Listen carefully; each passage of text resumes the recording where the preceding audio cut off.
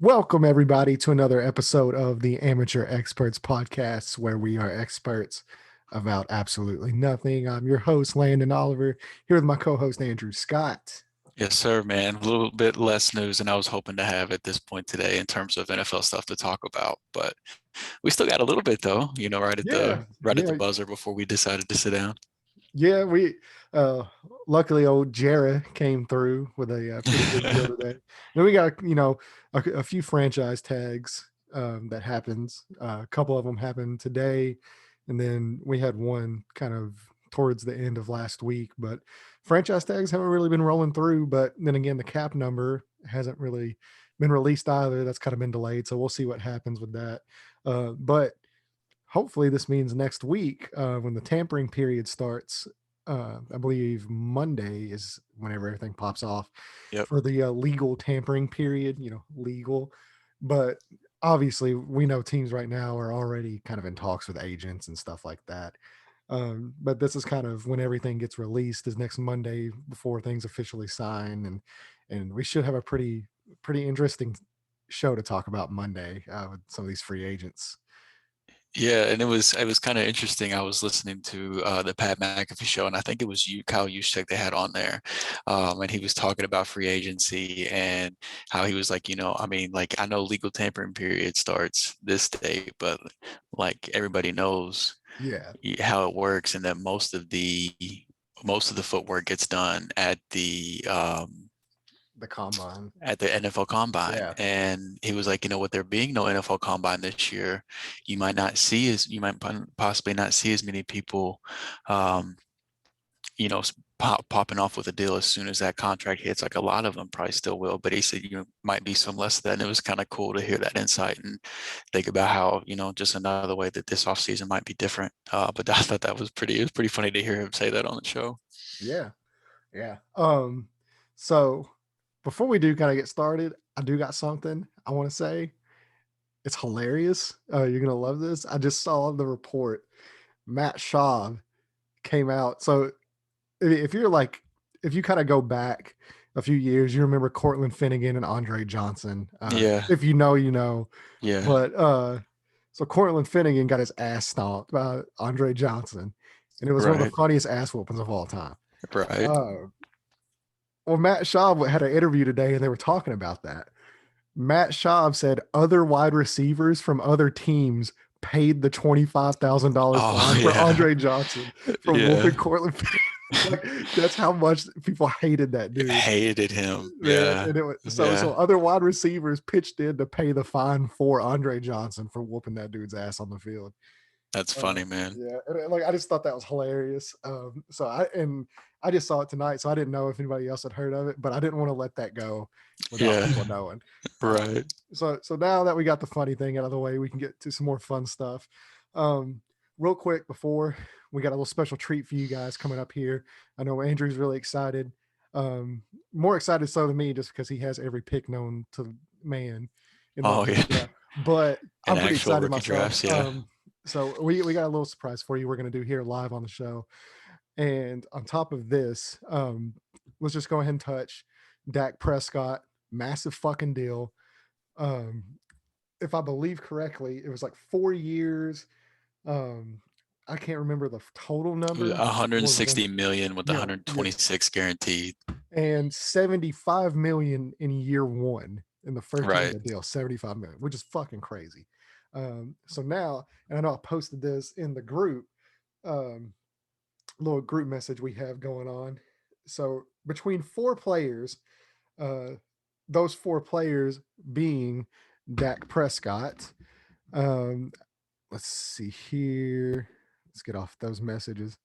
I want to see if I can pull it up here. Yeah. So DeMarcus Lawrence, Dak Prescott, Amari Cooper, and Jalen Smith. Over the next 5 years, the Cowboys owe them $420 million combined for four dudes. Um, one of those dudes, question mark. One of those dudes a pretty good wide receiver, and the other two dudes have been playing like dog shit. So whenever whenever you've got like basically one dude you can count on for certain to be like a good player, but you're paying the other three that much money. Geez, man. And there's a lot of holes on that roster that they're definitely not going to be able to fill now, like for certain. Um, Boy, I just don't see how this is a I win for the Cowboys. And I'm not saying I don't like Dak. I do like Dak. I think he's like a really good quarterback. I don't think he's like elite. Like I don't think he's like that money because that's like other than Patrick Mahomes, that's Dak. It's like Patrick Mahomes, Dak Prescott, and I don't think right. he's on that level. Like not even close. I think he's No. probably like you're setting like I mean borderline like top 10, like maybe like 8, 9, 10 Yeah, around that I think area. that's fair. Yeah. Um and I ain't giving him top 2 money, but Well, you and know see how the the thing NFL with is. I that, mean, if you got the yeah, quarterback, you got to pay him. right. So that Um, was going to be my question to you was knowing what this deal is, if you were running the Cowboys, would you have paid him? Like, would you have made this deal to in make all sure you had honesty, Dak locked up? like 100, like, do you want me to be like 100% honest? Which you know I'm Yeah. gonna be. No, I wouldn't have. I wouldn't have done it because I think there's too many holes. Like you're setting yourself back because you're not close to competing for a Super Bowl with that roster. And now you're going to have, I mean, we're at the point now, like your offensive line's aging, your defense is aging and underperforming and expensive. Is paying top 2 money to a quarterback that is not even top 5. And some people, you know, saying borderline even top 10. Is that going to I get think them he's into a definitely Super top Bowl? 10, me personally, but I mean, I there's some guys there that he's I'd on the rather have back end over. of it. Yeah, But like yeah. it, I like mean, I like you can looking at it from like a long-term outlook, like right. whenever you like I'm not talking about like it's definitely an argument if he's top 10, like just overall going into next year. But whenever you put the like whenever you're talking about contracts like this, you're putting the long-term aspect to it. I Well, don't I know if mean, there's I would agree, but I mean, in 4 years, I mean, maybe they compete in if they rebuild correctly, which you're trusting Jerry Jones and them to make the right right. decision I mean, that's the for the at thing. least. Yeah. I mean, maybe they can compete in year 3 or 4 of that deal, maybe, if they play their cards correctly, but they don't have cap space. Their draft picks, they don't necessarily hit on a ton. You They did know, pretty good in the first round last year. well, yeah, but at the same time, I mean, you already had 2 really good receivers, and I mean, yeah, you've got 3 receivers, and the rest of your team sucks. So, I mean, I mean, I it like wasn't CeeDee a Lamb as position much of as the next need, but guy, but at the same CD didn't time, need to be on the board there. Like I thought that was really smart for them to just take the. Well, I thought at the well, time he was the yeah, best player yeah, available, and I yeah. think I that's mean, the smart thing to do. I'm not saying, I'm not saying it was a bad pick or anything, but I'm just saying, like, No, I'm basically I saying mean, I thought it was a great pick. you Um, know, you got so many holes on that roster, and it's I only going to agree. get worse over the next few years. Like, I agree. I um, mean, I don't so know if I they don't should think have it done puts it, them. but Yeah, I think I they don't. had to do it. Yeah, that's exactly what I. Yeah, you put that really well. Is I don't think they should have done it, but I think they had to do it. This is what the Cowboys get. They should have signed him long term They should have done it last in year. 2019, Yeah. whenever you had Aaron Rodgers and Matt Ryan were the only 2 guys making over $30 million. You should have put a 5-year deal on the table with him making about 27 million. Uh, right under This those is what 2 they get. guys. Yeah, because Yeah. I mean, like he's the second highest paid quarterback right now, but you've got Lamar, um, But Joe see, I don't Burrow, think the Justin Ravens are going to Herbert, give Kyler Lamar that kind of Murray. money.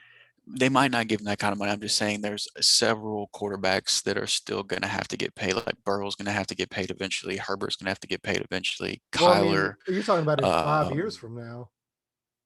well, not necessarily with all those guys, but yeah, some of them, four Well, years, yeah, things but I like mean, they've that. got to But remember 1st round picks have a 5th-year option too, so they can realistically keep those guys on a rookie right. contract until year 5. Now they Yeah, but probably extend them most after teams, year whenever they 4. see, Yeah, they yeah, extend them after exactly. year Sometimes 4. But even year then, three is starting to become more common. yeah, and you see where that's kind of getting people into trouble too, like the Hmm. Carson Yeah, Wentz thing, for example. Jared Goff. Jared, yeah, I mean they're extending these Yeah, guys after year 3, and then they're falling off, year 4 and 5, and right. I teams mean, are, so yeah. maybe the team's missing on that. People, that people won't keep doing that as often, um, Yeah, but if you've got these it, guys, if you've got an elite quarterback on a rookie contract, that's the best position you could be in. yeah, I don't understand 100% why you would basically like fuck yourself over.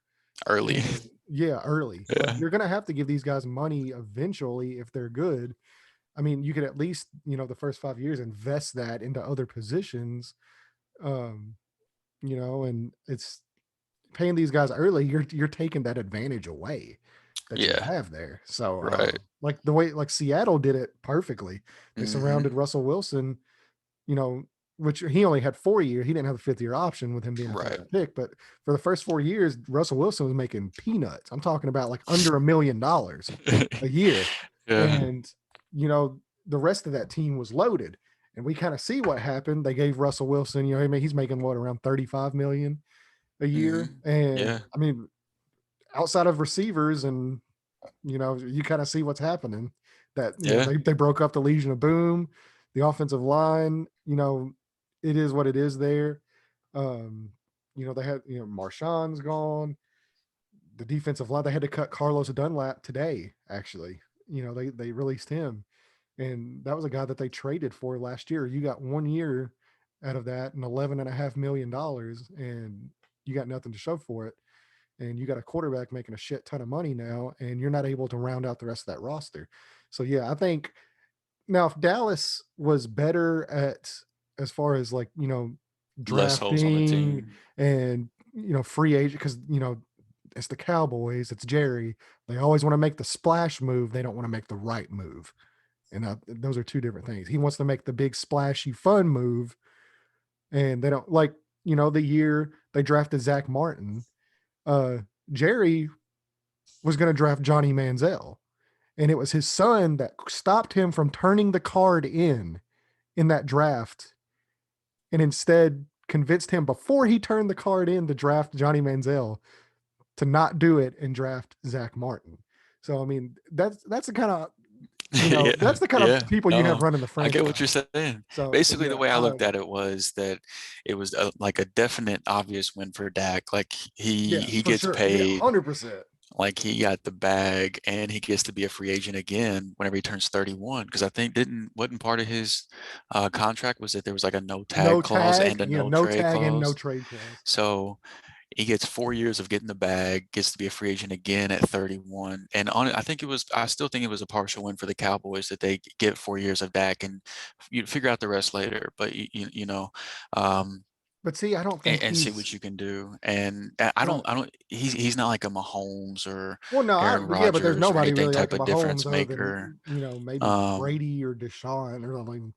but And I wouldn't I even think put Brady he's in that level right now, but I'm just I saying. think he would be good enough to get the job done if, the pieces around him were better. Like he's not going to be a top three quarterback any point. He's, under contract for this contract. He's not that level. But I mean, the problem with the statement that I think he is good enough if you have the right people around him is the right people aren't there. Yeah, So you can't get that's those the guys around problem. him now. But I think the Cowboys had to do it, and they did get it done. So, it's a not a complete win for them. There are definitely still questions, but Yeah, it's so something that now, just needed to get yeah, done. I mean, yeah, like, congrats to Dak.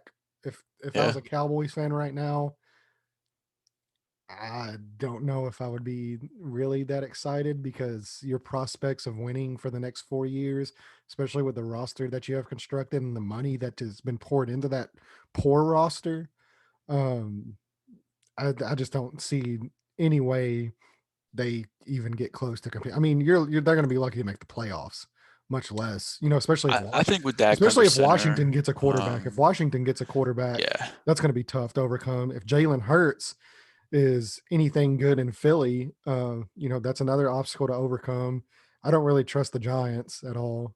I mean, right now, honestly, I would say, like without knowing what happens with Washington at the quarterback position, I would like if you asked me today, I would pick the Cowboys as the division champs, knowing what I know right now. So I mean, I you would still take Washington. you put yourself you just got to make the playoffs. Anything can happen at that point. Yeah, Once that happens, it's just about getting in. And so I mean, for me personally, I would pick Dallas today. I mean, yeah, Washington, if they, yeah, it all depends on what they do at quarterback, because yeah. I think Washington has a better I don't, roster. But yeah, I don't think Dallas is. I mean, I think they're closer to third in the division than they are to first, honestly. Um, But I mean, we'll get into that later. Yeah. Regardless, Oh yeah. Yeah. For sure. let's hit some other points real quick before we get into the meat of this podcast, the thing that you all are going to really enjoy, the thing that we're going to have fun Hopefully, with. I know we're gonna enjoy it. Yeah, right. I don't give a shit if y'all do technically. So as long as we have fun, that's what this show's about. Right. So we do have some franchise tag guys. Justin Simmons with the Broncos got tagged. Yep. Marcus May, safety for the Jets, got tagged. And Brandon Scherf, speaking of Redskins, or Football team. Don't cancel me. Don't want it. Yeah. Don't fucking cancel me. That slipped out. So yeah, of the Washington football team, Brandon Scherf, the guard, got tagged. So those have been the only three guys that have got tagged so far. But obviously, the next few days, we're probably going to get some more news on that. And obviously, we'll kind of hit when our big free agency show next week pops off. We're going to hit on all our franchise tags. Yeah, we're really excited. So let's get right into this. We got a special episode for you guys. Dynasty Rookie Draft live here on the show on the Sleeper app. We're going to go through. Andrew's picking third. I'm picking sixth. 12 teams. Just regular Dynasty Rookie Draft. All the other picks are going to be simulated, but we are going to talk about each selection at least for the first couple rounds. We're going to do 24 picks here total, 2 rounds, and this is half point PPR. So, and it is one quarterback as well. It's not a super flex league. It's not anything crazy like that. So just one quarterback, 0.5 PPR, Dynasty Rookie Draft. I'm really excited. You got anything you want to say before we get started? No, you hit it all, man. No tight end premiums either, anything like that. Just your basic one quarterback, half PPR, 12-team dynasty league. So nothing crazy. But no, yeah, let's and obviously, this is before these guys have been drafted.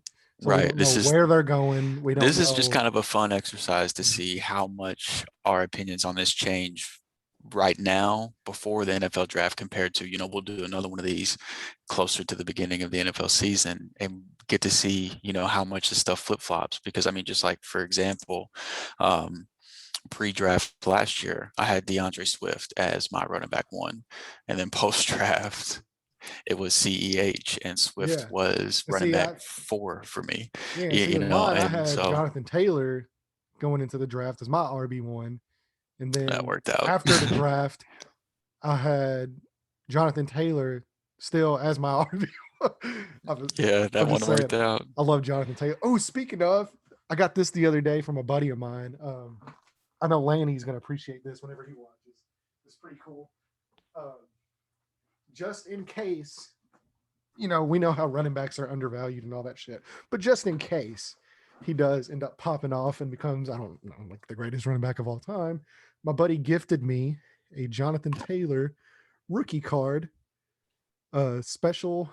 Let's see, I can't remember which one it is, but it's it's some kind of special, luminance, Jonathan Taylor rookie card. So yeah, that's awesome. JT, here we go, baby. So my point of bringing that up was it'll be another chance for us to get to see pre-draft versus post-draft where we stand on these guys. Yeah, because clearly I fumbled the bag with the 101 last year whenever I took CEH. So that's what I get. I always tell myself to stick with talent versus landing spot, and then. But then my running back 5, but then my you got blinded by Andy Reid and Mahomes, man. It's easy to do. I did. Oh well. Okay, whatever. It's easy to do. New year, new me. This is going to be a good year. All right, so let's go ahead on the clock. 1-1. See what happens here. The draft has begun. All right. So let's go ahead. Why isn't it starting on its own? What's happening? We should have done a pre-run. Yeah, no. I gotta let it do. Oh, okay. There we go. I'll have to go do it myself, so we can actually assign all these picks. Yeah, but this actually works out because now we're able to talk about these guys before the next. Yeah. Week. So I mean, this would have been my 101 anyway. So we'll kind of take turns. I'll do like 101. You can do 2. I'll do 3. You do 4. Since apparently we're gonna have to auto pick all of them anyway. Yeah. This would have been the 101 for me anyway. So this is kind of easy. He would have been my RB1. We were just talking about RB1s last year. If he would have went, um, got drafted, I would have taken him as RB1 last year. Landing spot, could have changed that clearly, as we've already talked about. But pre-draft, he was my RB1 before he went back into um, for his last season in college. So I mean, he had a better running season in 2019 than he did in 2020, which Clemson lost quite a bit of talent on the offensive line, and he saw 1.8 yards per before contact in 2020 compared to 2.8 in 2019. So that definitely had something to do with it, with the rushing side of things. But his big question mark going into this season was the receiving game, and he responded by, being first in receiving yards and second receptions among running backs. And so, I mean, he showed the running ability in 2019, showed the receiving ability in 2020, and shown the big playability every year that he's got his hands on the ball. So the big question still is kind of pass protection, and then some people have questions about in between the tackles and things like that. But for me, he's 101 last year, 101 this year. I can't quit it, man. All right, well, let's hit the next one. All right, so you tell me, who do you want here? Look, we already know where this is going. Oh, I just think obviously it's going to be Najee Harris. Yeah, So I with agree. Najee Harris here, there is no questions about between the tackles with this guy at all. No. Just, very solid, very physical runner. He can run through you, he can run around you, great in pass protection, great, receiving back as well. It's a very underrated part of his game is he's a great receiver out of the backfield.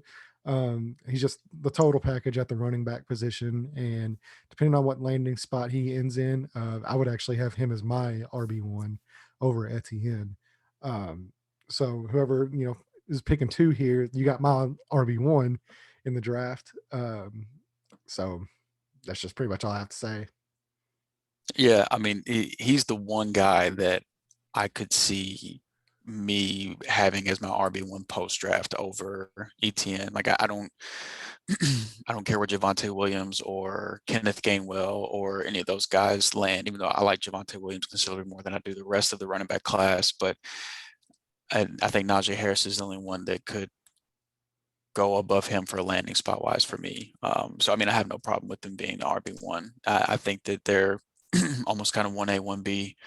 So I mean, I agree. The next pick is a pretty easy one for me as Oh yeah, well. see, look, you can just do the select or let CPU auto pick. You want Just me to get do that the auto option. pick? No, I mean obviously not for your pick here, but I mean for the Yeah, next ones you can. yeah. Yeah. Um, yeah, so for me, this one's pretty easy, and it's the wide receiver one in Jamar Chase. So I mean, yeah, at age, I think he was 19 years old. He led the nation in receiving yards, touchdowns, and receptions on targets 20 plus yards downfield. He was seventh in yards per route run. He had a 33% dominator rating in 2019, despite sharing the field with Justin Jefferson, who just had like the best rookie season of all time. So I mean, this is not a lot to say, not a lot to overthink. I think he's the clear wide receiver one for this class.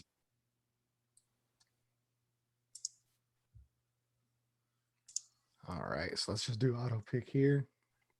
See who we got. Oh, Justin Fields. Justin Fields, so the first All first right. auto pick So casualty.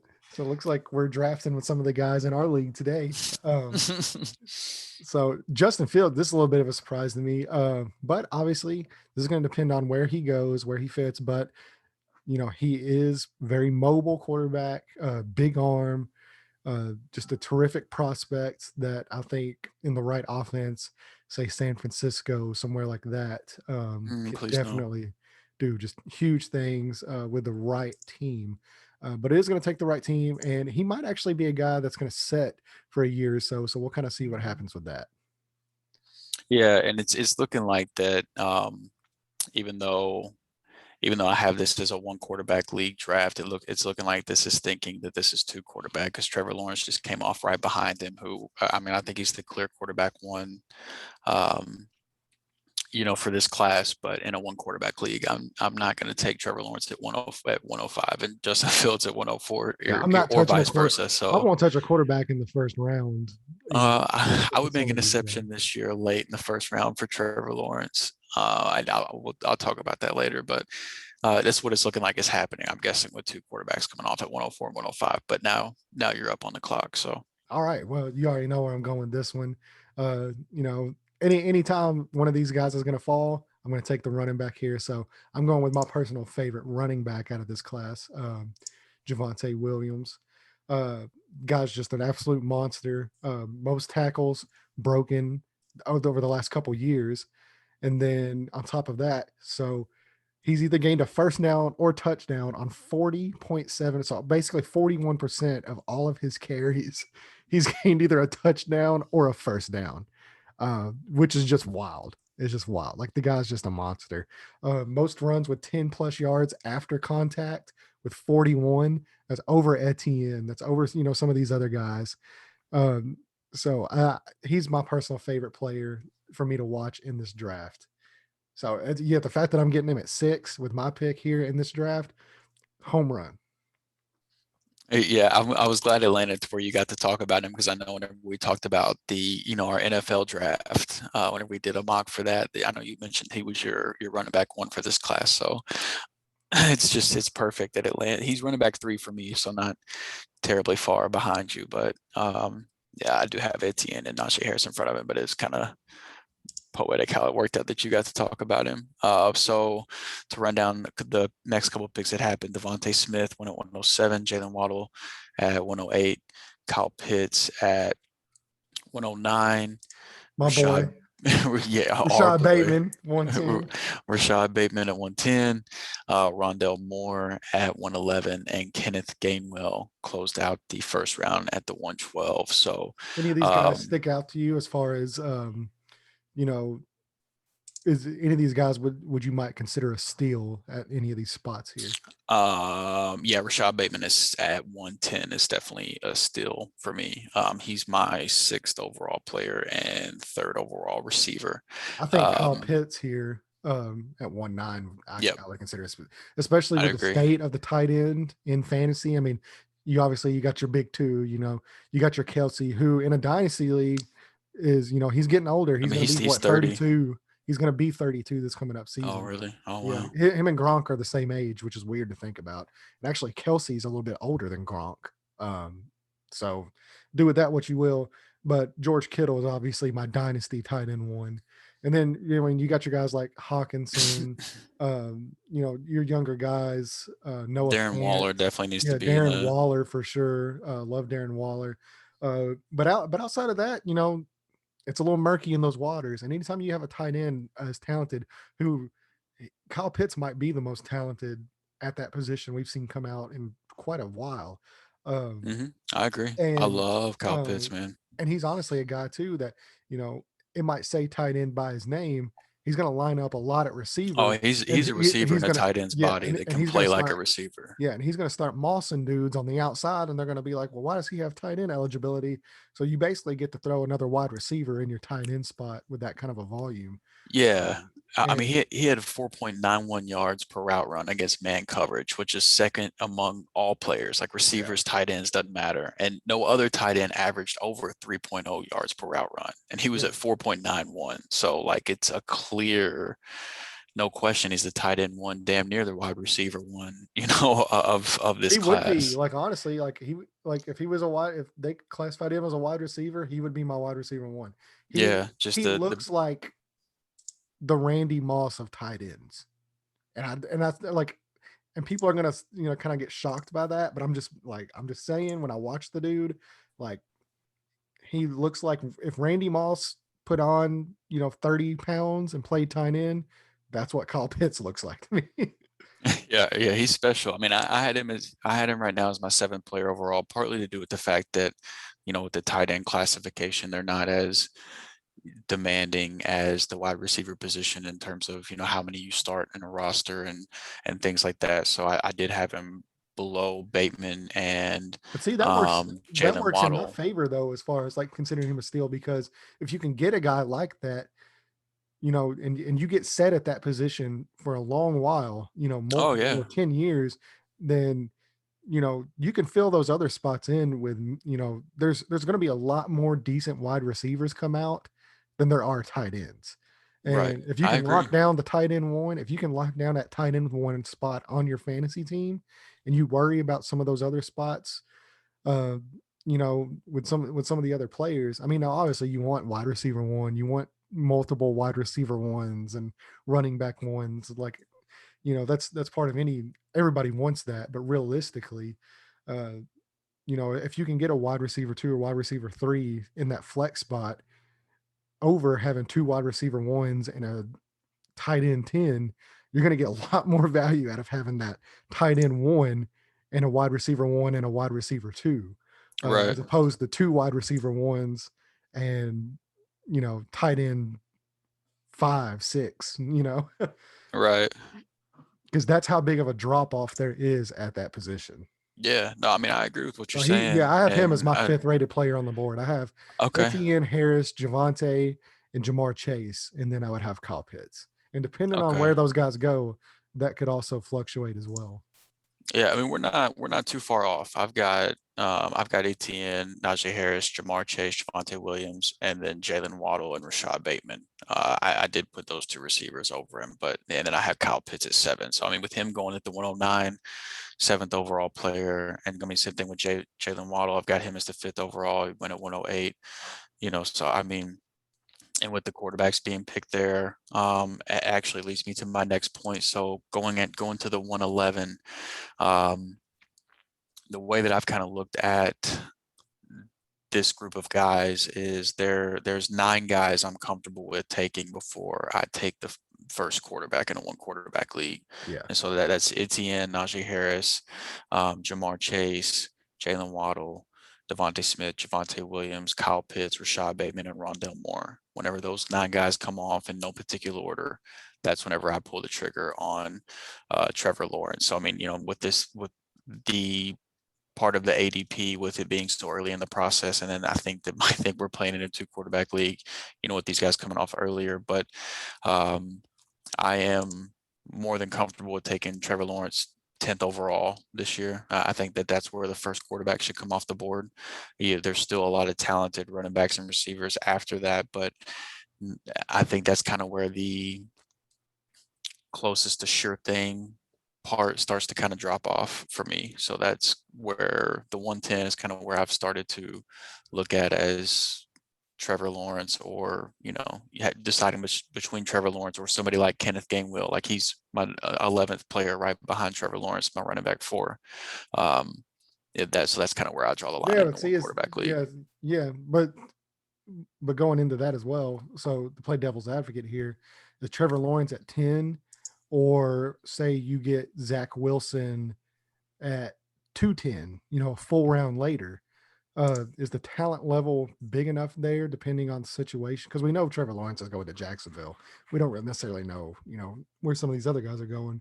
But would you rather have Lawrence at 10, or would you rather have, a Rondell Moore, one of these guys there, and then maybe get Zach Wilson later on? Or because as opposed to you get Trevor Lawrence at 10, and then you're waiting a full round, and your running backs and wide receivers and tight ends especially are going to be off the board, pretty early there.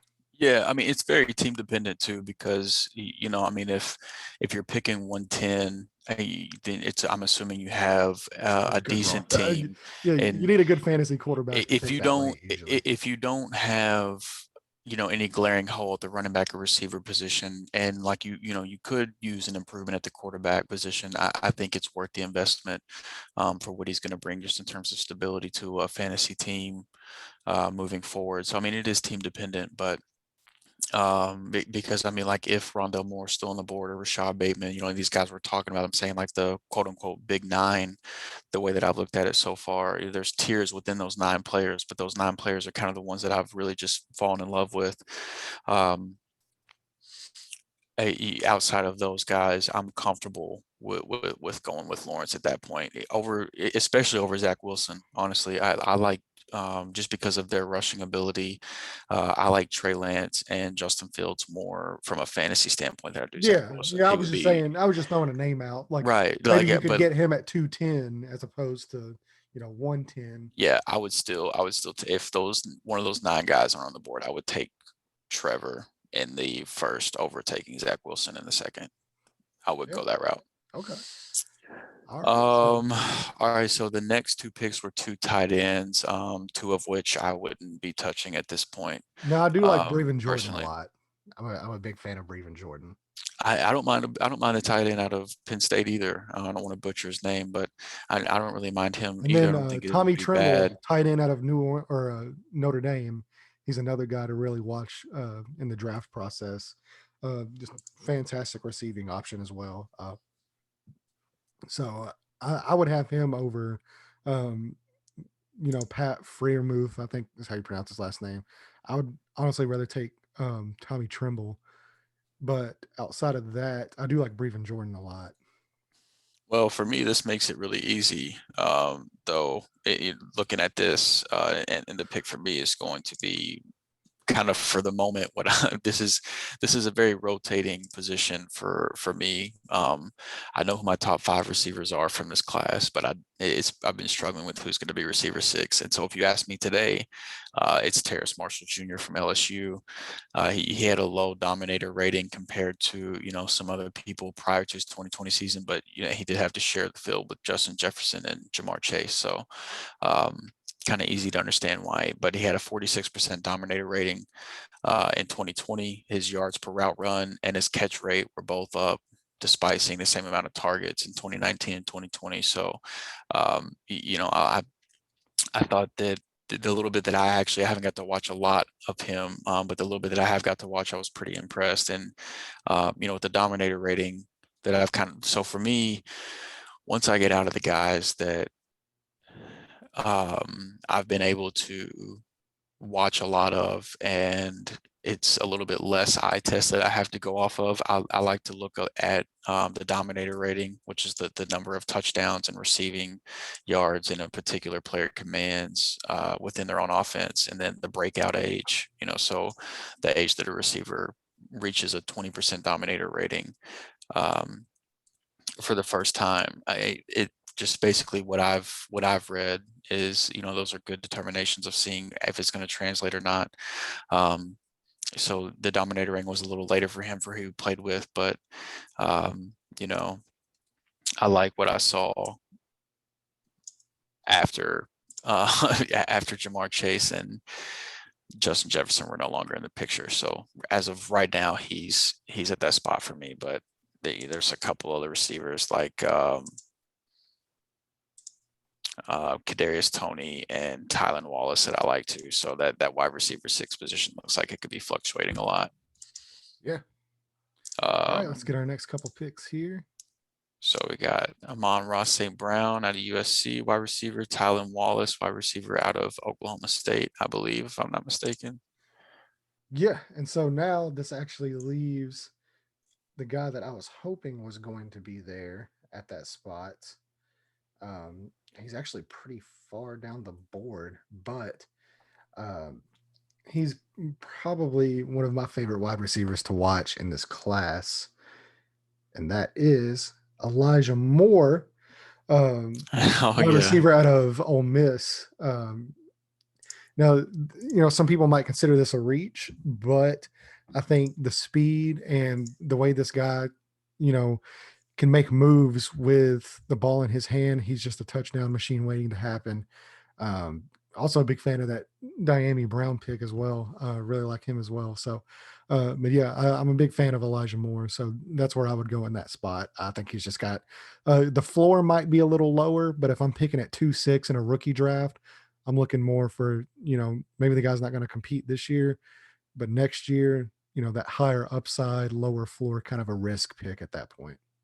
Yeah, no, I like it a lot. And if he lands somewhere where the team needs a slot receiver, Yeah, I mean, it's gonna be a match made in heaven, man. I mean, after DK Metcalf and AJ Brown weren't in the picture anymore, he had a 46% dominator rating, which was his second year, only 19 years old at the time, and he had a 98% snap share in the slot as a slot receiver. So, yeah. um, if I He's a mean, guy like, he surely lands in New England and say they have a quarterback that they get. Maybe anywhere that maybe needs a slot receiver, he's going to come in and and absolutely put in work, basically, if he can land in the right spot. All right. So, well, I mean, we've got our 24 picks here. Obviously, the quarterbacks went a little high, but that's what happens in these mock drafts. Um, and usually, if you're picking up early, you probably don't have a very good quarterback. So maybe that played a little bit into it. Some other Sure. guys here on the board that we would consider in some of these spots, especially over, like Zach Wilson, is, I'm a big Kylan Hill fan. I think he could be here. Dwayne Eskridge is a really good one. Um, like I was saying, Tommy Trimble's another guy that you could pick there at the tight end position. Uh, Trey Lance, I think I would probably want to take a chance on for the upside pick there in the second round, possibly. Any guys that you want to touch on here before we wrap this up? Yeah, so Trey Lance is my 15th player overall in terms of fantasy. So yeah, definitely somebody that I would have in the first two rounds of a draft. I wasn't bold enough to say he was my quarterback two during the NFL mock draft episode we did, as bad as I wanted to, but for Yeah. I was fantasy gonna and say the fantasy and upside, NFL is completely different. right, right, exactly. So for fantasy, he is my quarterback two behind Trevor Lawrence. His upside is just too high for me in fantasy to pass up on. He was fourth among quarterbacks in his only full season in rushing yards, and we know how valuable that is, in terms of fantasy, for a quarterback to be able to run the ball. And a lot of that, a huge chunk of that was on design run. So, I mean, it's a good part of his game. He is a cannon of an arm, 118.8 passer rating on 30 plus yard throws. So, he's got the accuracy, the deep Great accuracy to go decision with maker it. too. Great decision Um, maker. Accuracy overall is somewhat of a concern.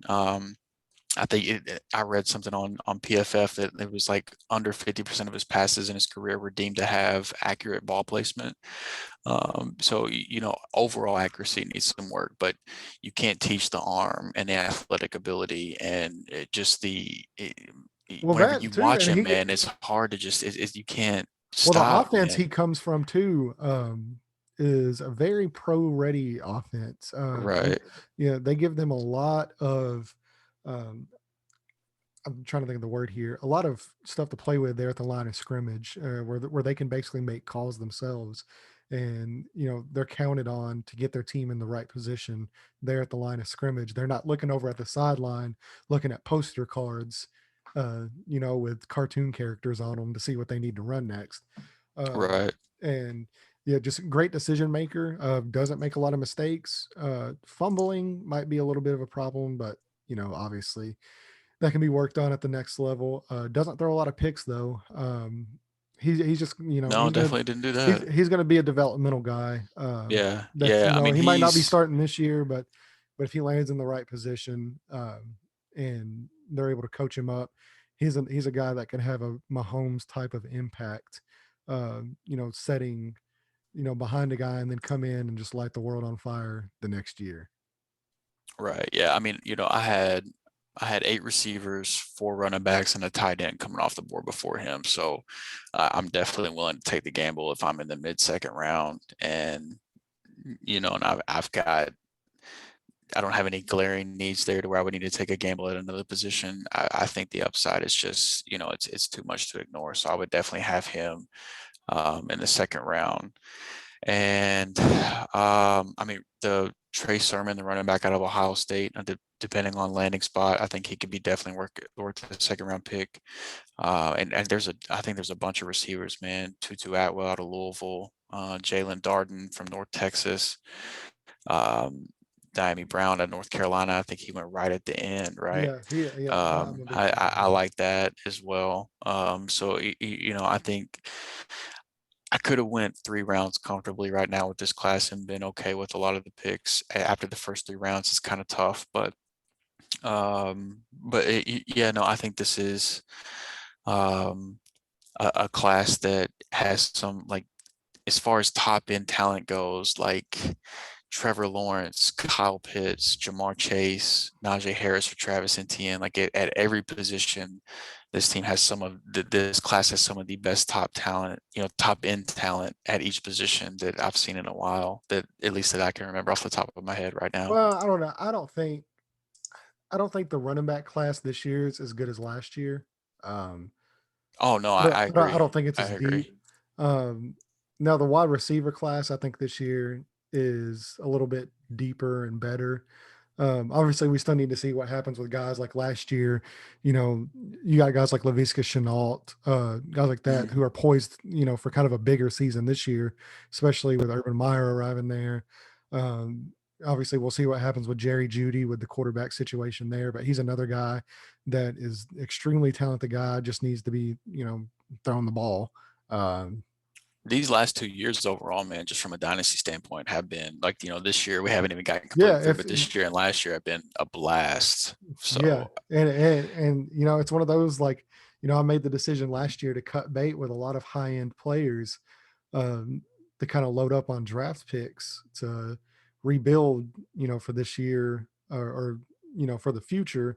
And I took a lot of guys last year that were rookies, and it's kind of the same thing. I don't have a first round pick this coming up draft, but I've got 2 or 3 different second round picks.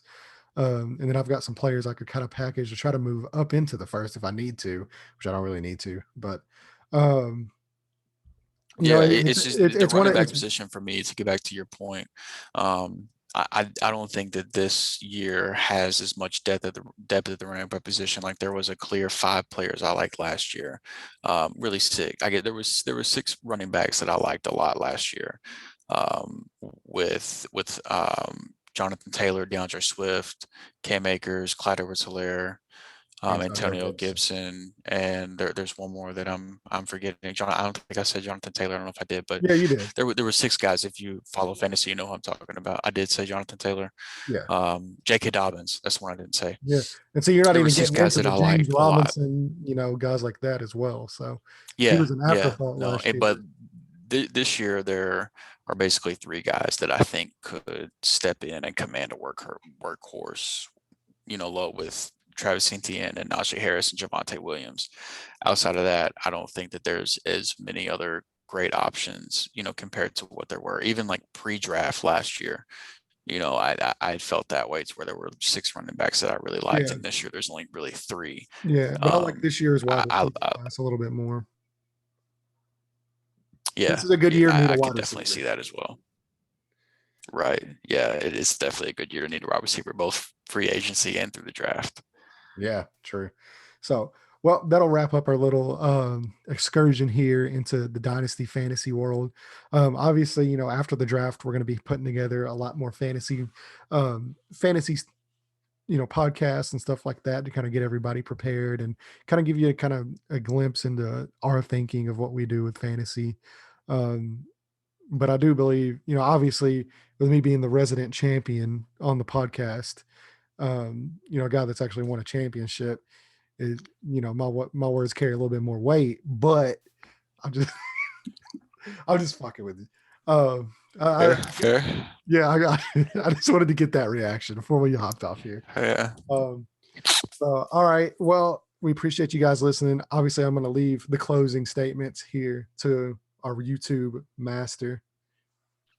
Yeah, yeah. If you're new to the show, if the word fantasy in the title or the word mock draft in the title brought us to your attention, and you liked what you heard today, whatever you're listening, make sure to go over to YouTube, like the video, subscribe to the channel, hit the little bell that pops up whenever you hit subscribe to make sure you're notified of all the times that we do upload videos. Um, So that way you can check out all of our terrible fantasy and NFL and MLB takes and everything that comes with the show. And then we are on Apple Podcasts and Spotify as well. And pretty much anywhere you can find a podcast, we're there. So go check us out. Go like, subscribe, leave comments too, especially on YouTube. That's the big thing. Comment and tell us which rookies we didn't include in the top 24 that should have been there, who we didn't talk about, who we did talk about, too high, too low, all that shit. Come to the YouTube comments and tell us, and that gives us a chance to be able to talk about it in the comments too. Yep. So next week, big show coming up. Start of free agency, start of the tampering period. Hopefully. Really, yeah, we're really excited. I know as a Colts fan, we've got a lot of money to play with. I'm super excited to see what happens. But until then, we appreciate you guys listening all the way through here, and we will see you next week.